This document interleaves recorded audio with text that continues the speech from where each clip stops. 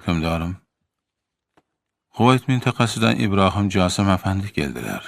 Ichkariga oling, podsho, kuttirmang.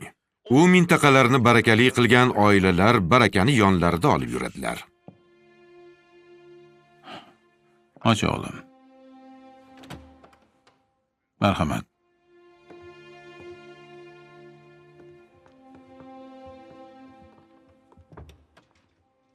Marhamat.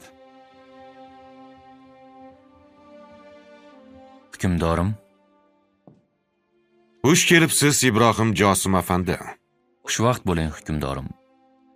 Sizga bir hadyamiz bor edi. Agar qabul qilsangiz,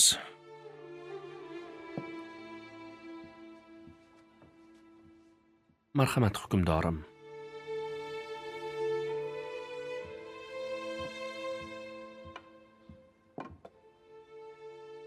Bismillahirrohmanirrohim.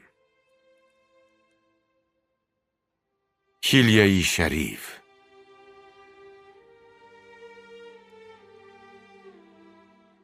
Nur ustiga a'lo nur bo'lgan Hazrati payg'ambarimiz sollallohu alayhi va sallam afandimizning boshimiz u zotning yo'llariga fido bo'lsin shaklu shamoillaridan xabar beradi.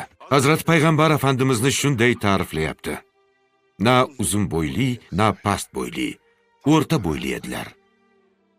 Ko'kraklari keng, ikki yelkalarining orasi ochiq, ikki kurak suyaklarini o'rtasida payg'ambarlik muhri bor edi.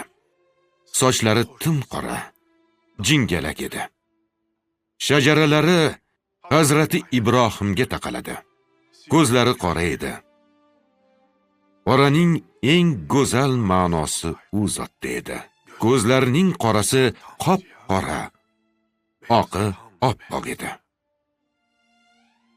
Qoshlari xuddi ko'kdagi oydek edi. Bir tutam soqollarida bir nechta oq oralagandi. Jonimizni yo'llariga baxshida qilsak ham oz bo'ladi. Muborak tishlari sadafdek oppoq edi. Shunday hidlari bor ediki, barcha gullar hidlarining bir misolini berishga ham ojiz qolardilar. Shunday haybatlari bor ediki, yurishlarida, o'tirishlarida, har hollarida, har doim haybatlarining istisno namunalari bor edi. Kimga gapirsalar, butun badanlari bilan yuzlanardilar. Birinchi ko'rganlar qo'rquv hissini, ortidan buyuk bir rahmat tuyg'usini his qilardilar. Kimga qarasalar erib ketardi. Bunday zotni aslo ko'rmaganmiz deganlar faqat u zotni ko'rganlardir. Axloqlari shunday buyuk ediki, axloqlari Qur'on edi.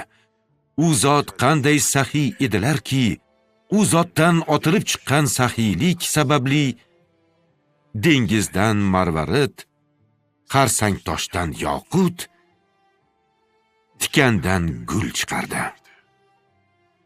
Agar gulzorda u zotning go'zal axloqlari haqida gapirilsa, sevinchdan og'zini ochib kulmagan, ya'ni ochilmagan biror g'uncha ko'ra olmasdingiz.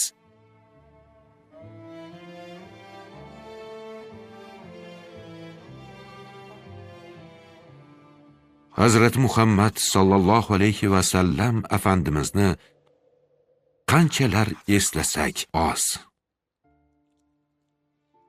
bu haqida gapirsak, bizning so'zlarimiz sharaflanadi hukmdorim.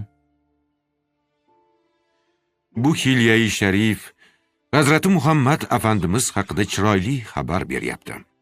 Bugunga qadar biz olgan eng go'zal hadiyadir bu, Ibrohim afandi. Biz ham bera oladigan eng go'zal hadiya shu edi hukmdorim.